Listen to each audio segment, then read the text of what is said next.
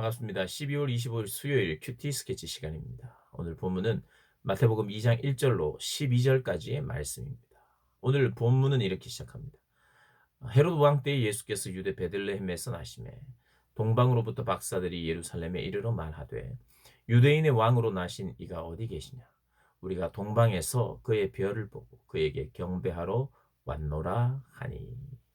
오늘 본문은 이 동방으로부터 박사들이 예수님께 경배하러 오는 그런 내용을 담고 있는 본문입니다. 어, 이 동방 박사들은 점성술가, 이 이방인이죠, 이방인. 이방인들인데 점성술, 특별히 이제 별의 움직임을 관찰하고 연구하면서 이 어떤 특별한 별을 발견하게 됩니다.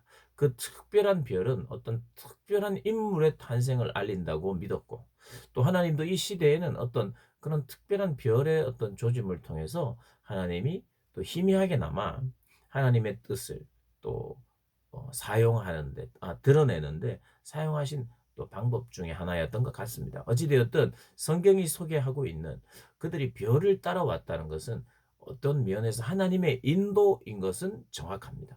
오늘 이 시대는 똑같이 그렇게 우리가 별을 보고 별의 움직임을 본다든지 이렇게 하면서 뭔가를 하나님의 뜻을 찾고 이러는 시대가 아닙니다. 이 시대는 하나님의 말씀과 그 말씀을 깨닫게 하시는 성령, 그리고 성령님이 우리의 길들을 인도하시고 때로는 또 섬세하게 우리가 오고 가는 문제에 대해서도 인도하실 때가 있는 거죠. 가장 중요한 것은 이 시대에는 하나님의 말씀, 완전히 이 성취된 하나님의 계시, 하나님의 말씀을 통해서 우리가 하나님 인도를 받습니다. 근데 이 시대는 적어도 하나님께서 그것을 사용하셨다. 그 특별한 움직임을 통해서 하나님 뭔가를 드러내기를 원하셨고, 그때 이들은 그런 어떤 특별한 움직임에 따라 그 특별한 인도하심을 받고 온 것이라고 우리가 보면 되겠죠. 왜냐하면 이 성경이 그렇게 소개하고 있어요. 또 결국에는 예수님, 그 예수님이 탄생하신 그곳에 별이 머물렀다는 거죠. 그리고 오늘 보니까 이 이방인들이 예루살렘으로 이제 와서 별을 보고 오다가 그 별을 못 본 거예요. 정확하게 왜 별을 못 봤는지는 모릅니다. 근데 그들이 할 수 있는 최선은 뭐냐 하면은 별이 분명히 이 지역에 왔고 이 지역에서 이 이스라엘 땅에 특별한 인물, 어떤 특별한 분이 탄생할 것을 또 알고 어 인제 왔는데 아마도 왕궁에 가면 그 일을 알지 않겠는가 해서 인제 왕궁을 찾아간 겁니다. 그 3 절을 보니까 헤롯 왕과 온 예루살렘이 듣고 소동한지라. 왜요? 왕이 나신다 그러니까 왕으로 나신 이가 어디 계시냐 묻고 찾아오니까 왕은 헤롯인데 무슨 또 왕이 난단 말입니까? 이건 하여튼 좀 난리가 날 이야기죠, 예루살렘에.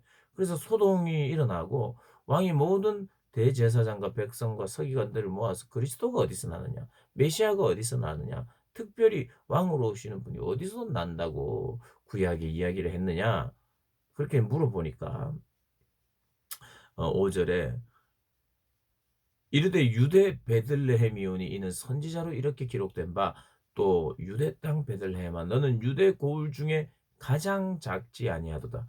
내게서 한 다스리는 자가 나와서 내 백성 이스라엘의 목자가 되리라 하였음이니라. 베들레헴에 난다는 거예요. 베들레헴. 베들레헴 땅에 난다는 거죠.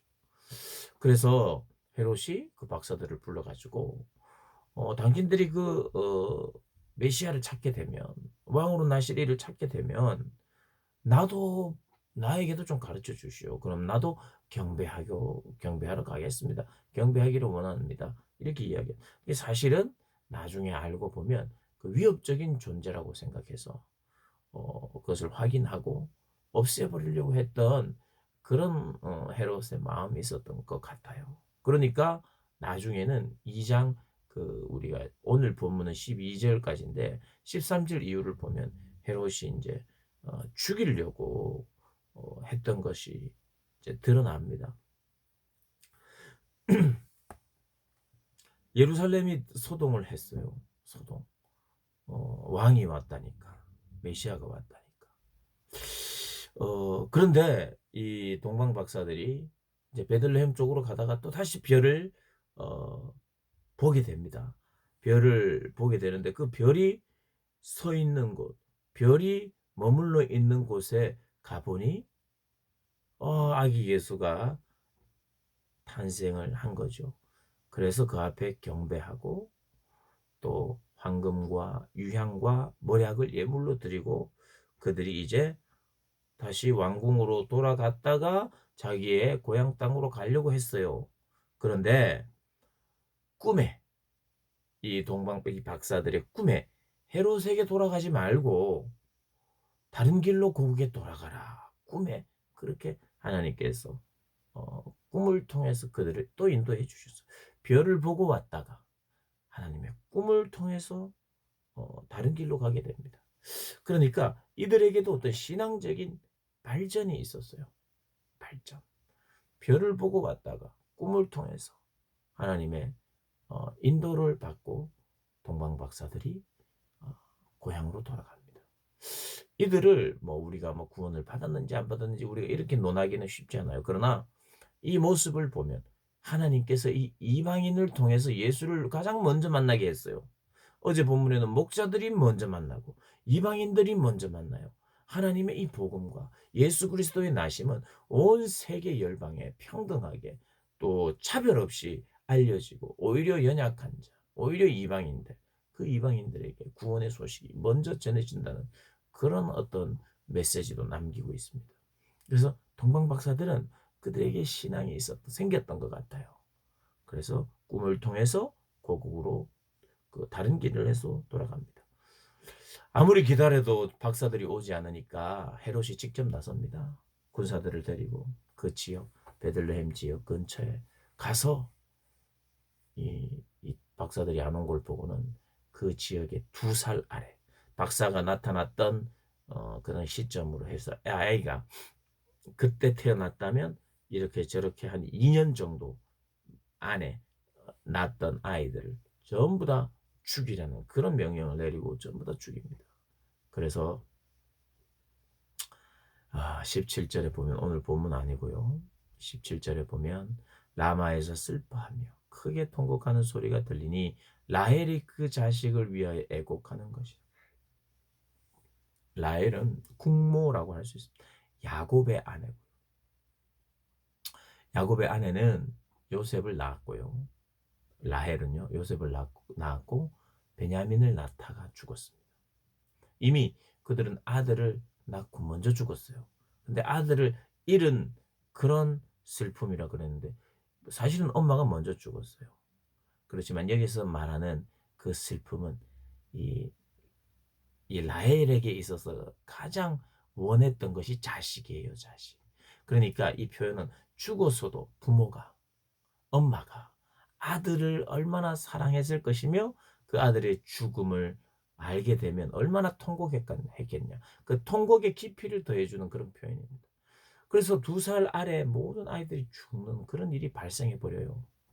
하나님의 아들이신 아기 예수가 태어났던 그때 그 시점에서 1년 정도 지나고 그런 시간이 지나면서 그 지역 예수님의 탄생 지역 근처에 모든 아이들 예수님 또래 모든 아이들이 죽습니다.